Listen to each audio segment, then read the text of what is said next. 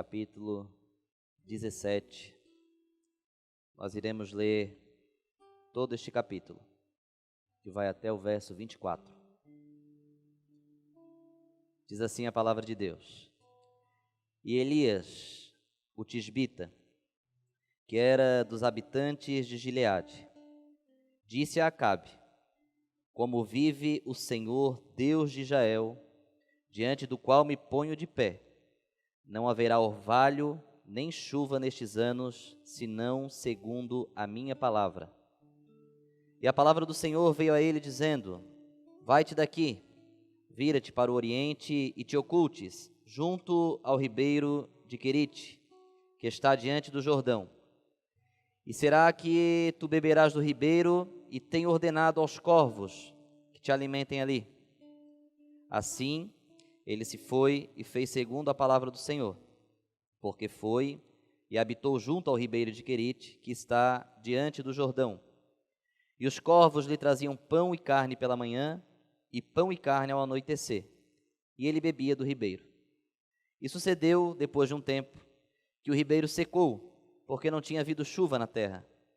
E a palavra do Senhor veio até ele, dizendo: Levanta-te, vai-te a Sarepta, a qual pertence a Sidom, e habita ali. Eis que tem ordenado uma viúva que te sustente. Assim, ele se levantou e foi a Sarepta. E quando chegou ao portão da cidade, eis que a viúva estava lá juntando gravetos. E ele a chamou e disse: Retira para mim, rogo-te, um pouco de água em um vaso, para que eu possa beber. E enquanto ela estava indo retirá-lo, ele a chamou e disse: Traz-me, rogo-te, um bocado de pão em tua mão. E ela disse: Vive o Senhor teu Deus, nem bolo tenho, senão um punhado de farinha em uma barrica e um pouco de azeite em um cântaro. E eis que estou ajuntando 2 gravetos, para que eu possa entrar e prepará-lo para mim e para o meu filho, para que possamos disso comer e morrer. E Elias lhe disse: Não temas, vai e faz tu como disseste. Porém, disto faz primeiro para mim um bolo pequeno, e traze-mo, e depois faz para ti e para teu filho. Porque assim diz o Senhor, Deus de Israel: A barrica de farinha não se consumirá, tampouco do cântaro de azeite faltará, até o dia em que o Senhor enviar chuva sobre a terra. E ela foi e fez segundo o dizer de Elias. Comeram ele e ela e a sua casa muitos dias. E a barrica de farinha não se consumia, tampouco do cântaro de azeite faltava, segundo a palavra do Senhor, a qual ele falou por Elias. E sucedeu, depois dessas coisas, que o filho da mulher, da senhora da casa, caiu enfermo, e a sua enfermidade era muito grave, até que nele não restou mais fôlego. E ela disse a Elias: O que tenho que fazer contigo, ó tu, homem de Deus? Vieste até mim para chamar à lembrança o meu pecado e para matar o meu filho? E ele lhe disse: Dá-me teu filho. E ela o retirou do seu seio e o fez subir para um sótão onde ele habitava, e o deitou sobre a sua própria cama. E ele clamou ao Senhor e disse: Ó Senhor meu Deus, tu trouxeste também o mal sobre a viúva com quem me hospedo, ao matares o seu filho? E ele estendeu-se sobre a criança 3 vezes, e clamou ao Senhor e disse: Ó Senhor meu Deus, suplico-te que permitas que a alma dessa criança retorne novamente a ela. E o Senhor ouviu a voz de Elias, e a alma da criança voltou a entrar nela, e ela reviveu. E Elias tomou a criança, e a fez descer da câmara para dentro da casa, e a entregou à sua mãe. E Elias disse: Vê que teu filho vive. E a mulher disse a Elias: Agora, por isto, eu sei que tu és um homem de Deus, e que a palavra na tua boca é verdade. Somente até aí.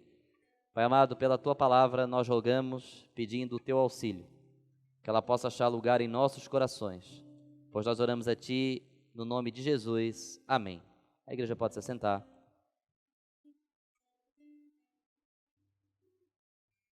Meus amados, o tema dessa nossa palavra nessa noite é as características do obreiro.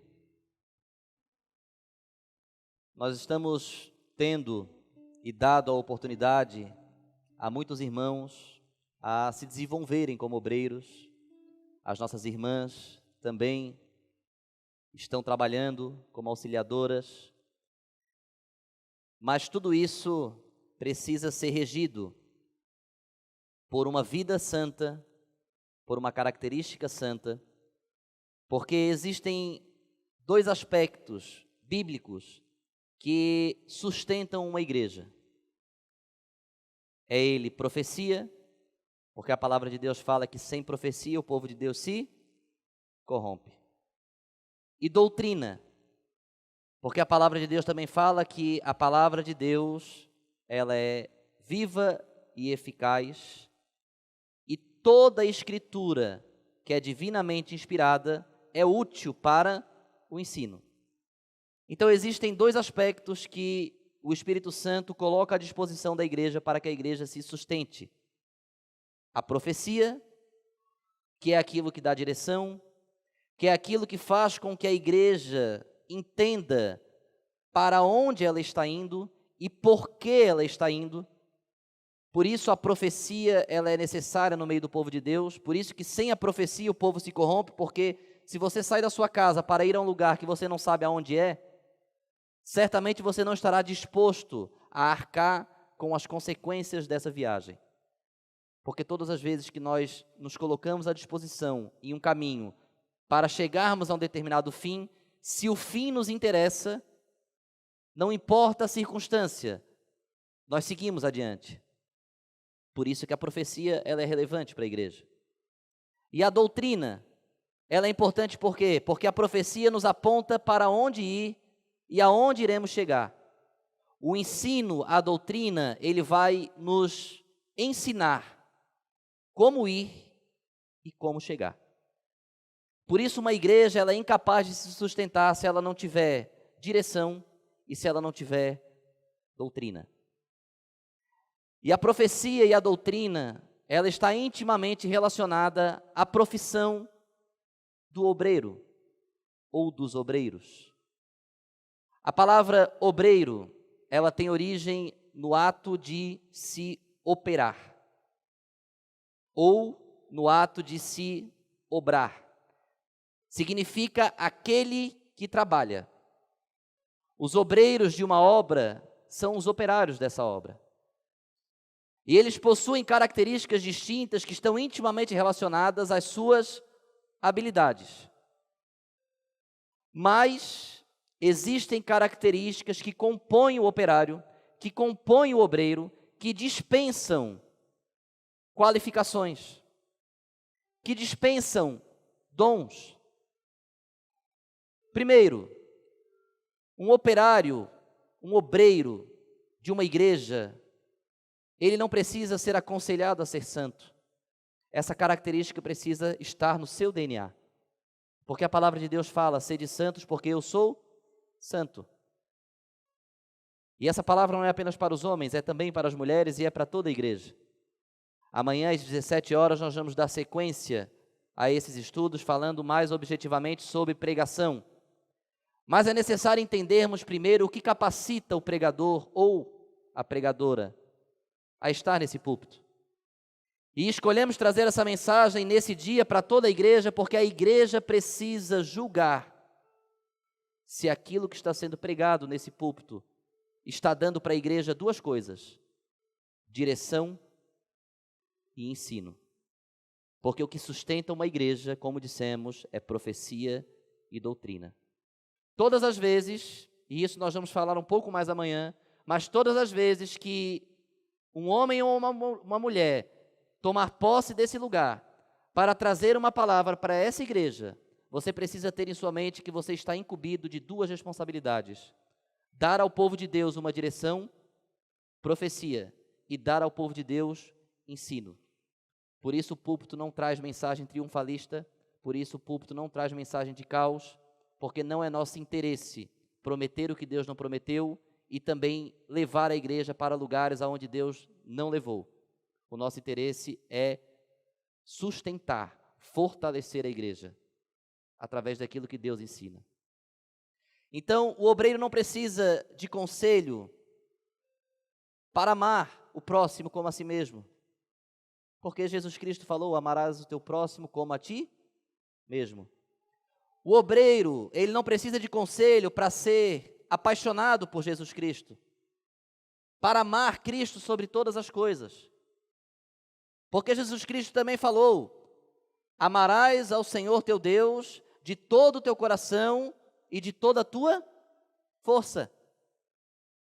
Então reparem que você não precisa possuir dons extraordinários de pregação, de louvor, de instrumento, de manusear determinadas coisas, para que você tenha essas características.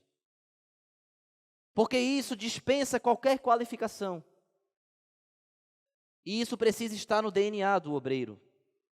Então essa igreja precisa ser crítica com relação àqueles que trabalham, se aqueles que estão trabalhando possuem vida santa, amam o seu próximo como a si mesmo, amam ao Senhor Jesus acima de todas as coisas.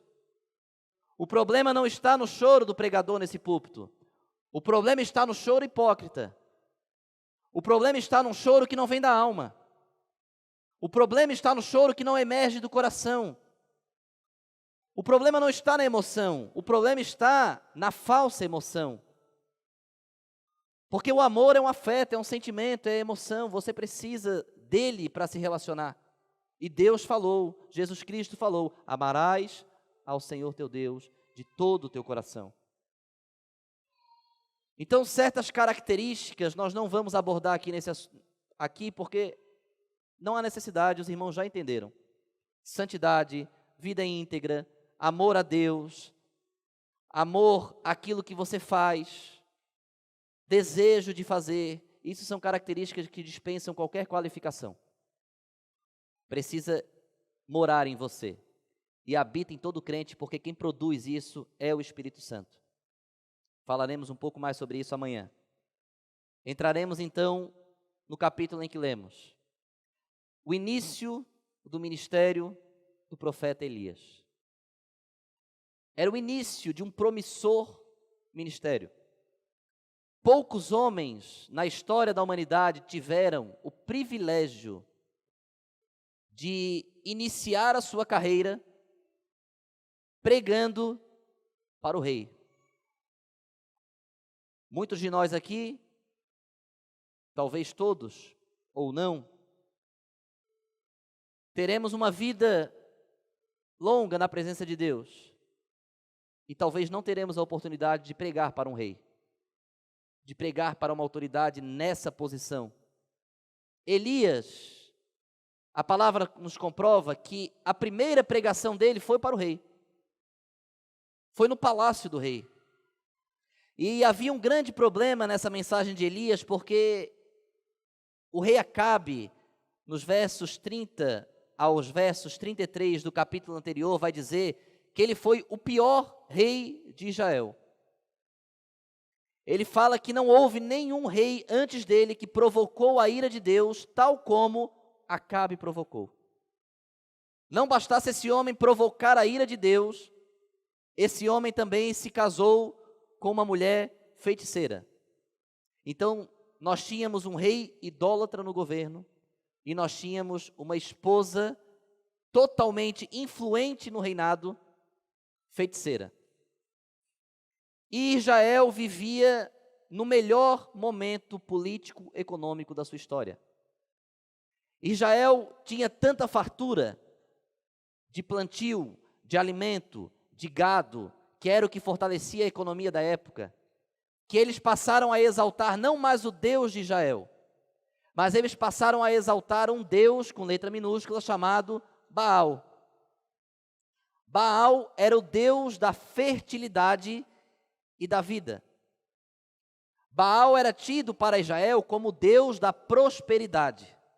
Todas as vezes que Israel começava a prosperar, todas as vezes que Deus recaía sobre Israel as suas bênçãos, e Israel começava a prosperar de certa forma, Israel se voltava para Baal. Porque Israel entendia que Deus era para os momentos de crise, de luta, de dificuldade. Mas na hora da bênção, da prosperidade, adorava-se a Baal. Porque era uma cultura que eles traziam lá dos egípcios, onde para cada estação, para cada astro, adorava-se a um determinado Deus. Então Israel, ele tinha uma cultura de idolatrar a outros deuses por não saber exaltar ao Deus de Israel sobre todos os deuses. Então esse profeta, ele inicia o seu ministério nesse cenário. Meus amados, qualquer semelhança com o período em que vivemos não é mera coincidência. Vivemos em um período onde governantes e governantas são idólatras, feiticeiros, espíritas, apoiam coisas totalmente antibíblicas, que não condiz com a vida do cristão. Vivemos em uma sociedade onde, apesar de termos as nossas dificuldades, mas temos acesso a tudo: alimento, vestimenta, lazer. Nunca se teve tanta facilidade, nunca se teve tanta opção como nos dias de hoje. Vivemos em uma sociedade onde não necessariamente precisamos adorar ao Deus da crise, mas uma sociedade onde idolatra os Baals dessa vida. Pois o povo julga-se tão próspero nas suas mazelas que abandonam o Deus que é o Deus provedor. Deus só é lembrado nos momentos de crise. E se formos perceber, meus irmãos, julgamos Israel muitas vezes, mas somos muito parecidos. Porque muitos de nós, quando passamos dias de glória, seja no trabalho, seja no lar, seja no lazer, dificilmente lembramos de dar graças a Deus.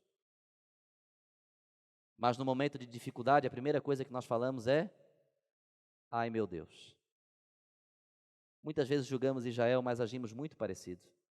Muitas vezes idolatramos os nossos Baals nos nossos momentos de fartura. E lembramos do Deus de Israel no momento de dificuldade, no momento de aflição, no momento da doença, no momento do desemprego, no momento da solidão. Aí lembramos: ai meu Deus. Mas no momento da fartura, idolatramos os nossos Baals, erguemos altares aos nossos Baals. Inconscientemente, a cultura desse mundo, ela tem atingido a mente do crente, e o crente tem se tornado doente espiritualmente, sem perceber. E o que Deus queria, através de Elias, denunciar, era justamente isso, porque o nome Elias significa Jeová é Deus. Deus queria, através das ações do profeta Elias, ensinar para uma nação idólatra, que estava caminhando para a perdição, que Ele era o único Deus, para o momento de crise, para o momento de glória, para o momento de luta, para o momento de doença, para qualquer momento, Jeová é Deus. Deus deu um nome a esse profeta que era a característica do ministério. A característica do ministério de Elias era exaltar Deus como o Deus soberano sobre Israel. Eu, você, as irmãs, como obreiros de Cristo, precisamos ter essa característica implantada em nós. Precisamos ser Elias, meus irmãos. Precisamos exaltar e dizer ao mundo que está aí fora, idolatrando aos seus Baals, que Jeová é o Senhor, que Jesus Cristo é o Deus da igreja, que Ele é o nosso Deus na hora da dificuldade, mas Ele também é o nosso Deus na hora da fartura. Que o nosso altar é erguido diante dEle. Por isso que nós orientamos aqui e dizemos a você: agradeça a Deus por tudo. Pelo alimento que você come, pela cama que você dorme, pelo cobertor que te aquece, pela roupa que te veste, pelo emprego que você tem, pelo carro que você anda, pelo ônibus que você anda. Agradeça, porque Jeová é Deus.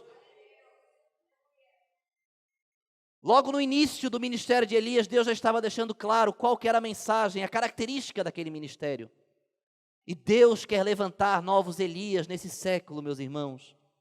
Ele conta comigo, Ele conta com você, para dizer que Ele é Deus. Elias poderia se inflar, o seu ego, a sua arrogância poderia se inflar, porque ele podia dizer: olha, a primeira pregação do meu ministério foi no palácio do rei. E ele começou tão bem sucedido o seu ministério, que ele falou para o rei: olha, eis que não haverá chuva e nem orvalho, Orvalho é algo que nós temos todos os dias, praticamente, caindo sobre a terra. A chuva, eventualmente. Mas Elias estava dizendo, o que eu estou falando aqui não vai ser mera coincidência, nem mero período de sequidão. O que eu estou falando aqui é a ordenança divina, é sequidão por completo. Elias falou, não vai haver chuva sobre Israel. E imediatamente o céu fechou-se. Parou de chover. E o livro de 1 Reis não nos explica como que Elias chegou até Acabe, mas Tiago, capítulo 5, verso 17, vai dizer que, tendo orado Elias a Deus para que não houvesse chuva sobre Israel, Deus ouviu a sua oração. Ele orou antes de pregar. Ele orou antes de profetizar. Ele orou antes de servir. Servo de Deus precisa saber que aquilo que ele faz não é para ele, é para Deus. Você precisa orar, irmão. Você precisa orar, irmã. Sem oração, não tem unção. Sem oração não tem poder. Sem oração não tem derramamento do Espírito Santo. Sem oração não tem profecia. Sem oração não tem ensino. Sem oração não tem sustentação para a igreja. Os obreiros e obreiras que nos ouvem nessa noite, você precisa ter vida de oração. Tiago 5,17, tendo Elias orado a Deus para que não houvesse chuva sobre Israel, Deus ouviu a sua oração. Está na hora do crente se posicionar e o mundo começar a perceber que um crente de joelho é mais poderoso do que 1000 homens armados de pé, porque a nossa oração pode muito em seus efeitos, ela pode mais que o efeito das bombas e dos canhões, porque a nossa oração ela tem o poder de mover o céu em nosso favor. Crente precisa voltar para o quarto para orar. Elias orou tanto a Deus no secreto, que quando ele foi falar com o rei, Deus já havia ouvido a oração. Elias não falou assim, pode ser que não chova sobre Israel. Elias não falou assim, talvez não chova.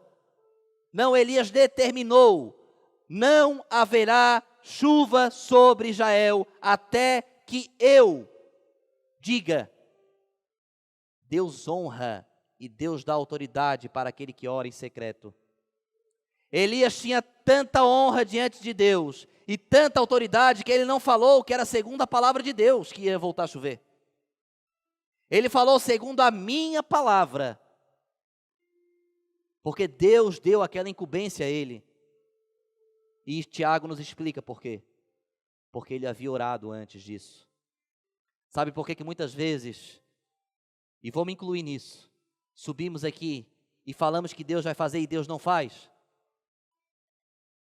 Porque falta autoridade, falta oração, falta entrega, falta jejum, falta buscar com mais vontade, com mais temor, com lealdade, falta buscar com verdade, falta idolatrar menos Baal e exaltar mais a Cristo, falta ter um nome estampado sobre o seu ministério. Elias, esse é o nome. O que significa? Jeová é Deus. Quando entendermos isso, nós vamos dizer desse púlpito que Deus está curando e Deus vai curar. Quando entendermos isso, nós vamos dizer desse púlpito que Deus está perdoando e Ele vai perdoar. Quando entendemos isso, vamos dizer desse púlpito que Deus está abrindo a porta e a porta vai se abrir. Quando entendemos que a nossa profissão é Elias, Jeová é Deus, é a Ele que nós exaltamos. Elias poderia se inflar e dizer, olha, agora eu só vou pregar para a elite. Eu não prego mais para pouca gente. E pasmem os irmãos que nós já tivemos discussões para ver quem prega domingo. Eu fico imaginando o Espírito Santo vendo isso, que coisa mais ridícula diante de Deus. Elias poderia dizer, agora eu só prego domingo, porque eu vim aqui, preguei no palácio, eu dei a palavra, Deus ouviu, Deus fez o que eu falei, eu não vou mais pregar para pouca gente. Eu não vou mais assistir ninguém. Eu não vou mais servir, agora eu vou ser servido, porque A minha pregação ela é soberana. A minha palavra tem poder. Eu falei, aconteceu. Ora, Elias tinha um nome. Jeová é Deus. Elias não queria ser estrela, não. Elias queria exaltar o sol da justiça. E saibamos nós aqui que aonde uma estrela brilha é porque o sol está apagado.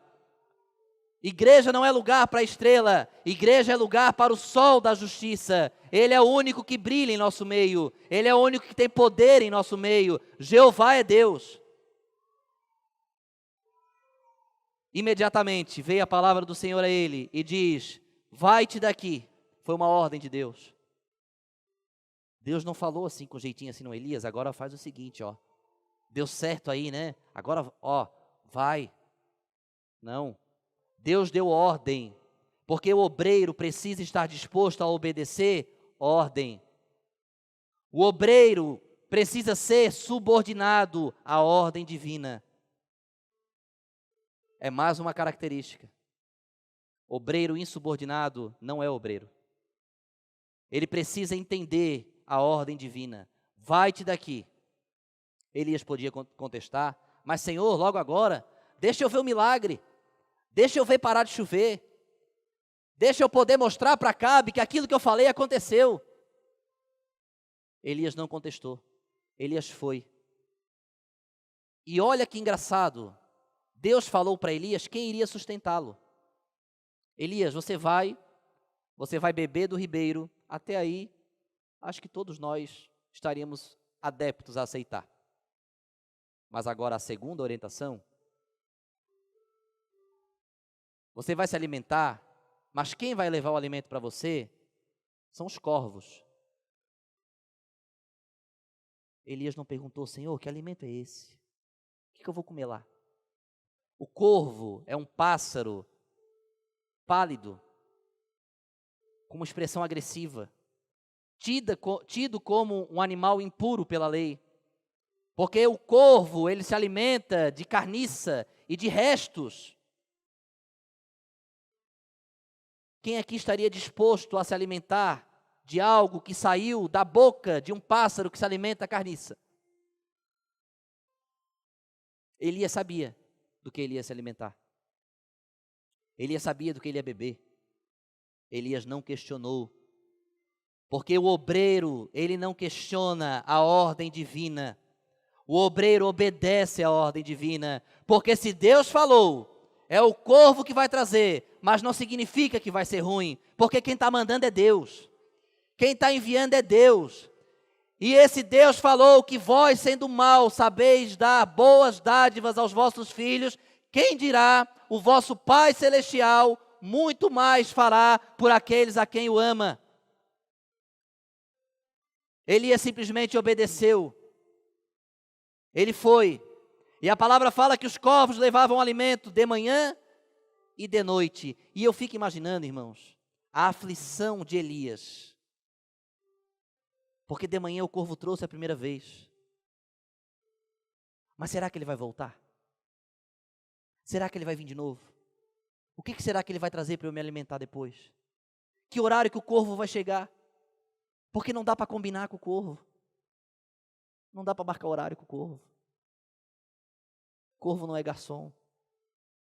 Não dá para pedir para trocar. Não dá. E eu fico pensando, o que Elias ficava fazendo aos pés daquele ribeiro?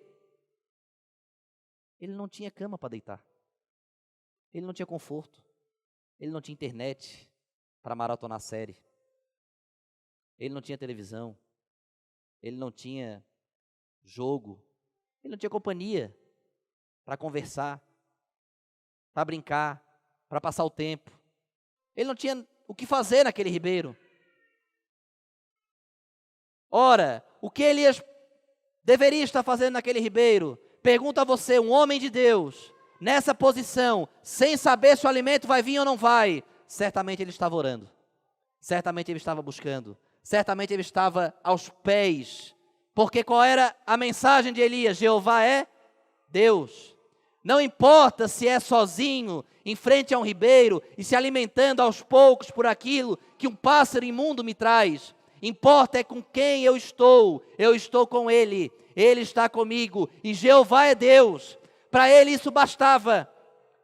Obreiro, você que nos ouve, Deus precisa ser suficiente para você.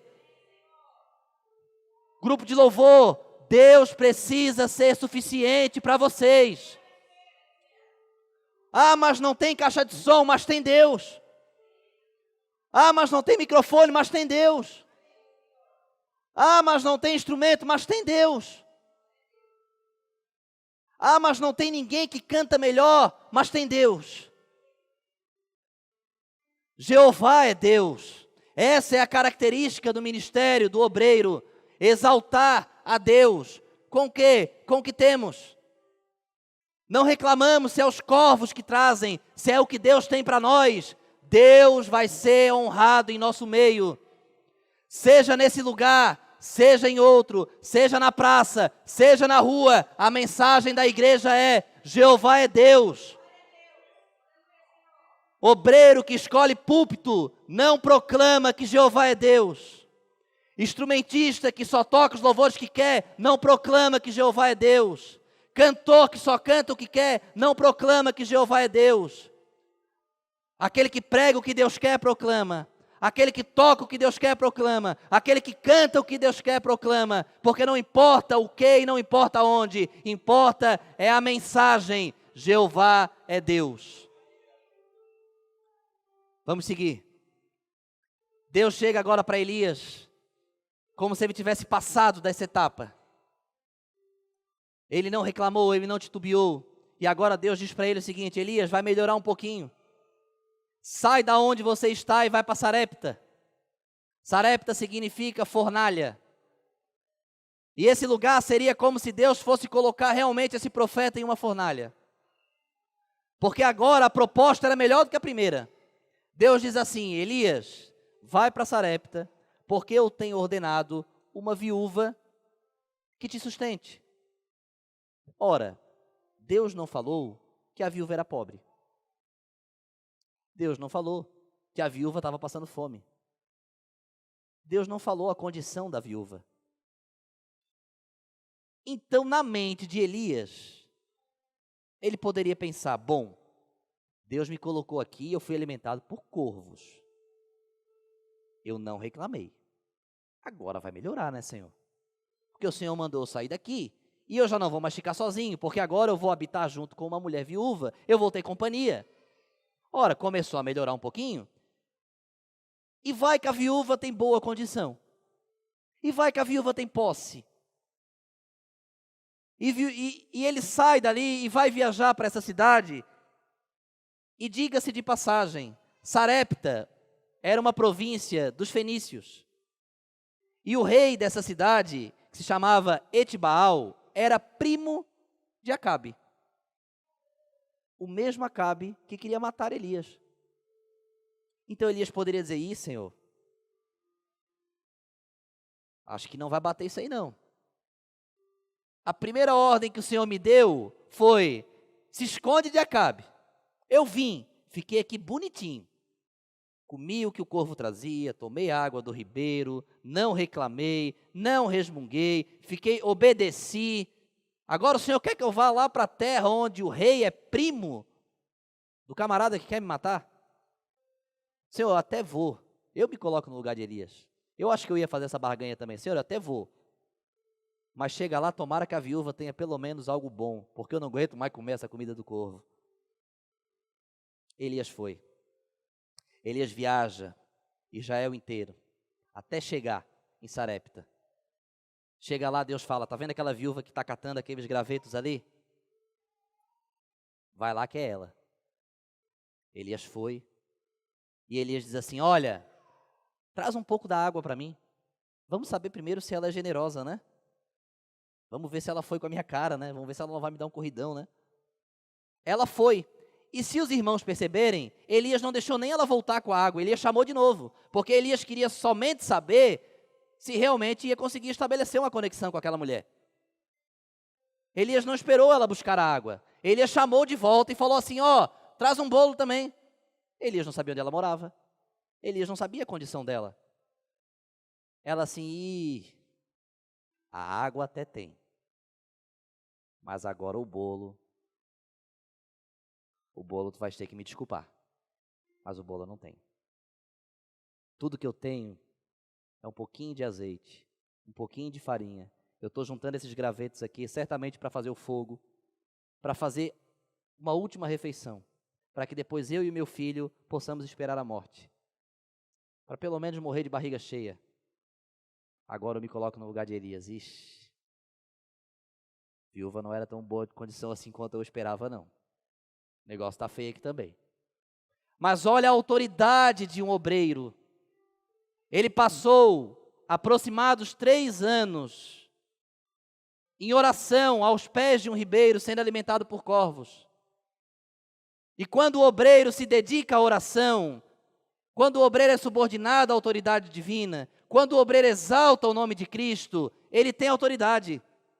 Elias não precisou Deus dar a ordem, ele deu a ordem. Vai, faz primeiro para mim, porque não vai faltar.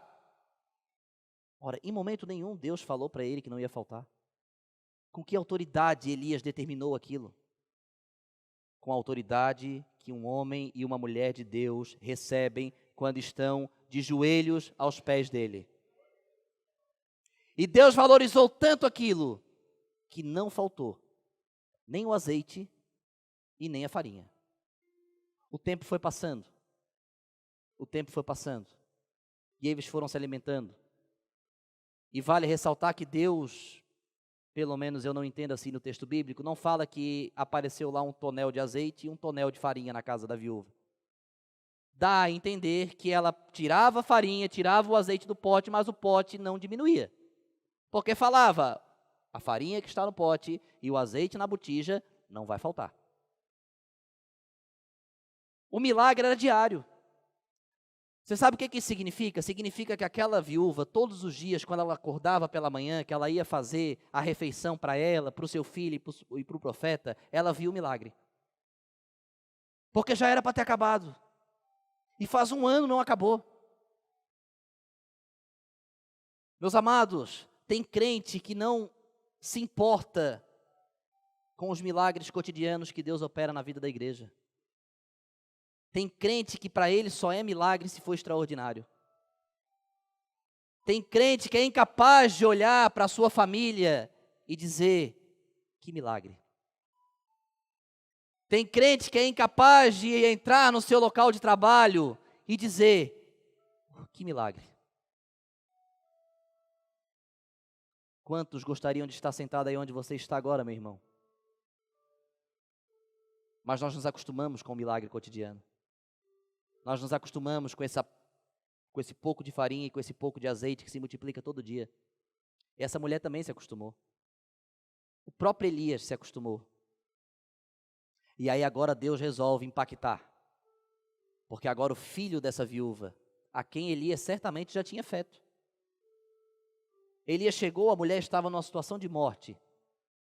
Elias era uma figura de provisão para aquela mulher, porque a presença do profeta fez com que o alimento se multiplicasse na casa dela, sendo que da porta para fora o mundo estava com fome.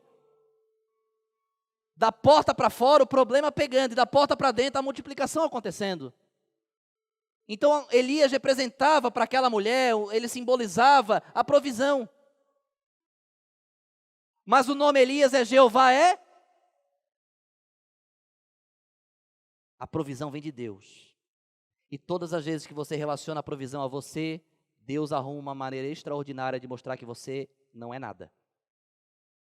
Sabe por que grandes homens e grandes mulheres de Deus caem?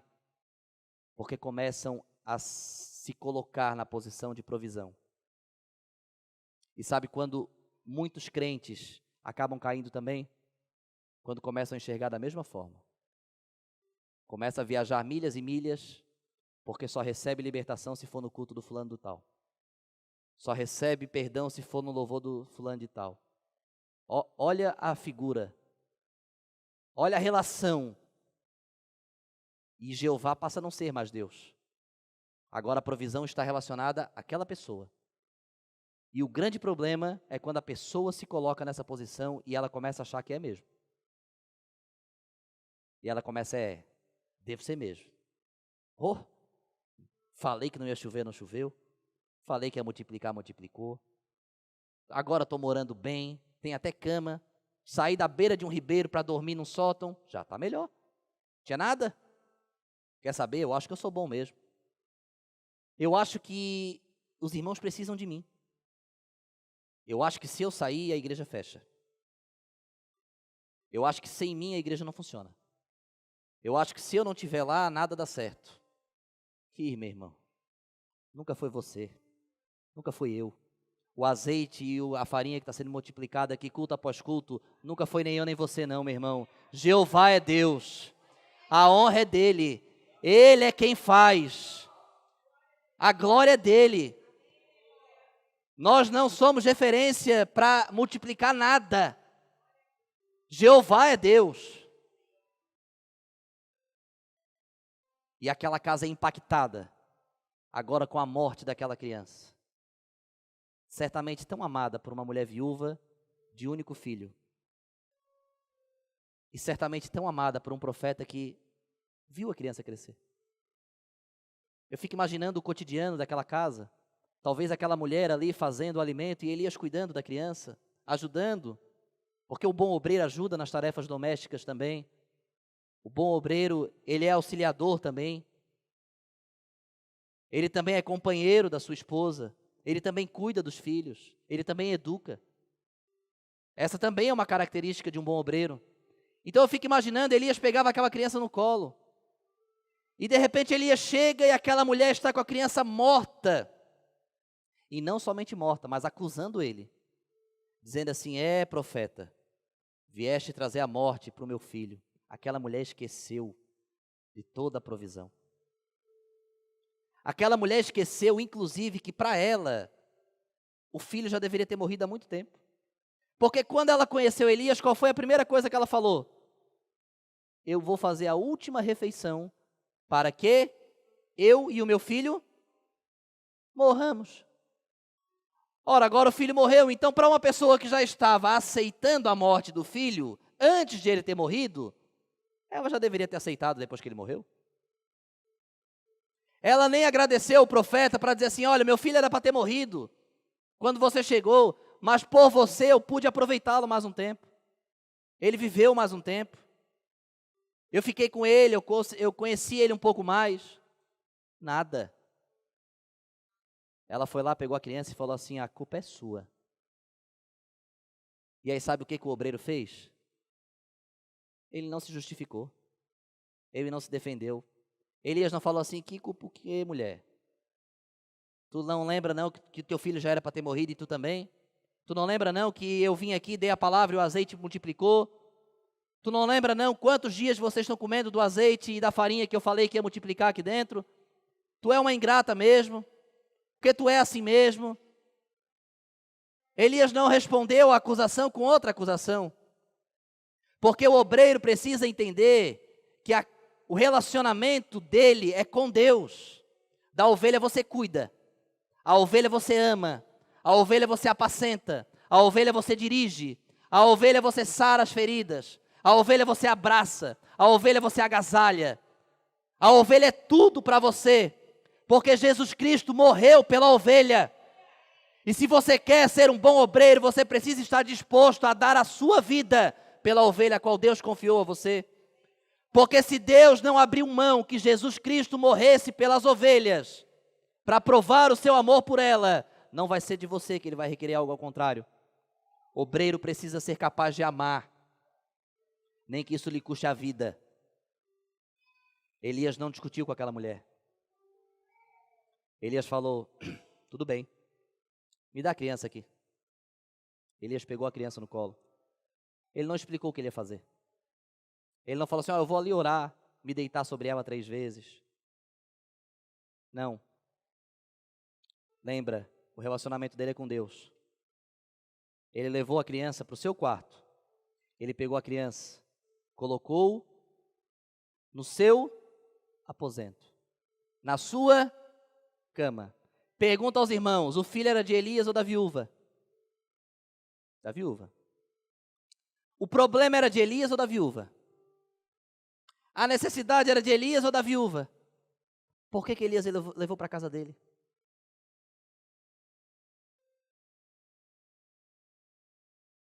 Pergunto aos obreiros e às nossas amadas obreiras que estão aqui nessa noite. Quantas noites você chorou por essas ovelhas que aqui estão? Quantas vezes você levou a dor do seu irmão, da sua irmã para casa? Porque é isso que um obreiro faz.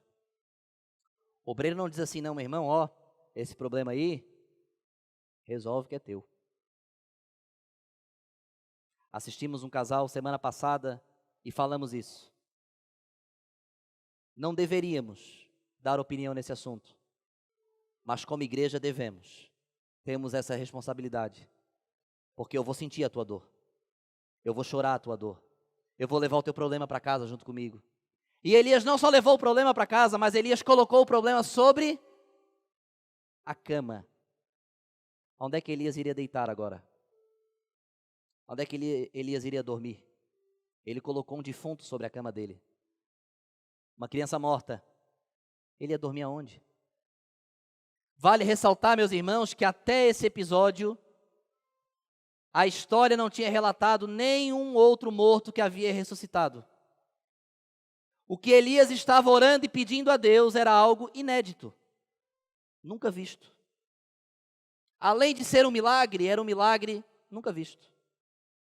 Inédito, sem relato. Você tem coragem de pedir a Deus coisas inéditas? Ou você acha que Deus não é capaz de fazer? Elias colocou a criança sobre a cama dele.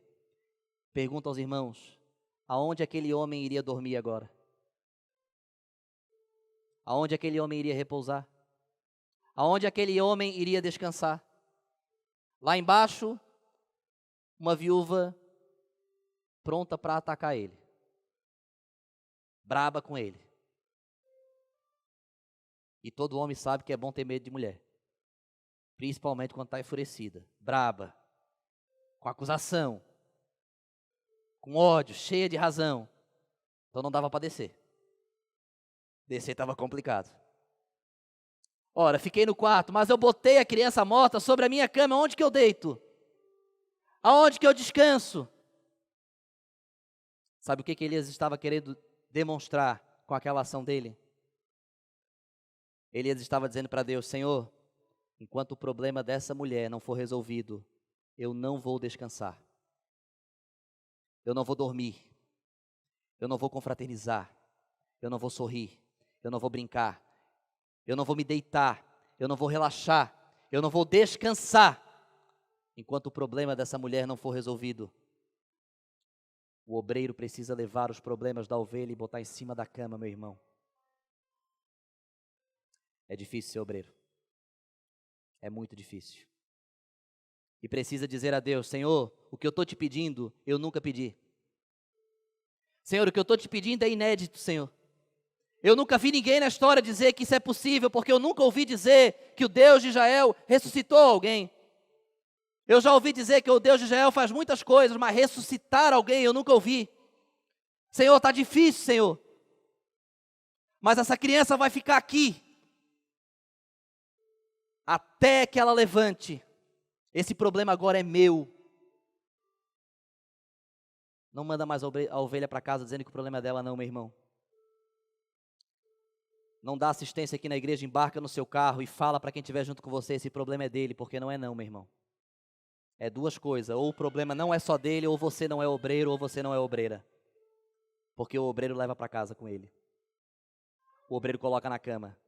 E o obreiro diz a Deus, Senhor, eu não vou descansar. Eu não vou dormir. A criança ressuscita. Já estamos chegando no final. Elias pega a criança. E eu fico imaginando, agora dava para dar uma resposta boa, né?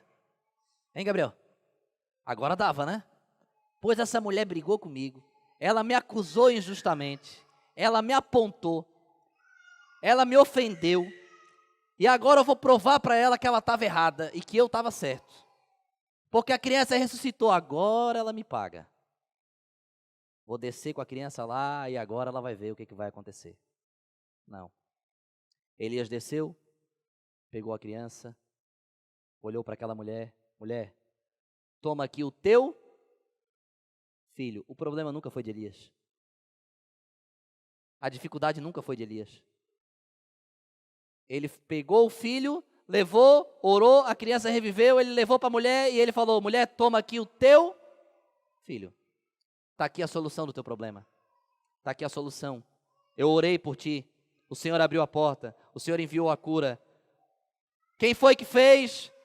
Nome Elias, Jeová é Deus. Elias não chegou para aquela mulher e falou assim: ó, ressuscitei teu filho. Ele poderia, né? Ele poderia chegar para aquela mulher e dizer assim: ó, ressuscitei a criança.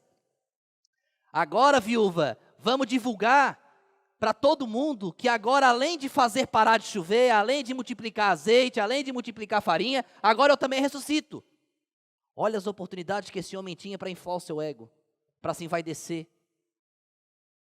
Elias podia dizer: vamos agora botar no outdoor, vamos agora dizer para o rei que o rei não pode mexer comigo, que eu posso ressuscitar quem eu quiser. Não, meu irmão. Jeová é. Elias tinha uma característica no ministério dele: exaltar o Deus de Israel. Ele sabia que não era ele. Nunca fomos nós, meus irmãos. Sempre foi Deus. Elias entregou. E aquela mulher, ela vai usar uma expressão que mexe muito com o meu coração. Muito. Me ensina muita coisa essa expressão. E eu gostaria de compartilhar com os irmãos, crendo que o Espírito Santo vai fazer nos irmãos aquilo que um dia fez no meu coração. Último verso, verso 24. E a mulher disse a Elias: agora, por isto eu sei que tu és um homem de Deus. Meus irmãos, vamos recapitular aqui. Essa mulher ia morrer, o filho ia morrer, ela estava passando fome, ela tinha um pouco de azeite, ela tinha um pouco de farinha, o filho estava morto. Elias chegou, o azeite multiplicou, a farinha multiplicou, o alimento não faltou, o filho ressuscitou. Quantos milagres essa mulher viu? E ela vai olhar para Elias agora e dizer: agora, por isto, eu sei que tu és um homem de Deus. Por algo que Elias fez no quarto que ela nem viu. Ela não viu que Elias foi para o quarto orar. Ela não via a vida de oração de Elias. Mas Deus fez com que aquela mulher entendesse que ele era um homem de Deus, porque ele tinha vida de oração. E mais do que isso, para aqueles e aquelas que querem ocupar esse lugar aqui, para pregar, aprenda uma coisa. Ela diz: e que a palavra do Senhor na tua boca é verdade. A pregação de Elias para aquela mulher não fazia efeito algum, enquanto o azeite estava multiplicando, enquanto a farinha estava multiplicando, enquanto o milagre estava acontecendo, enquanto o filho estava adoecendo, enquanto o filho foi ressurreto, a palavra de Elias não fez efeito nenhum.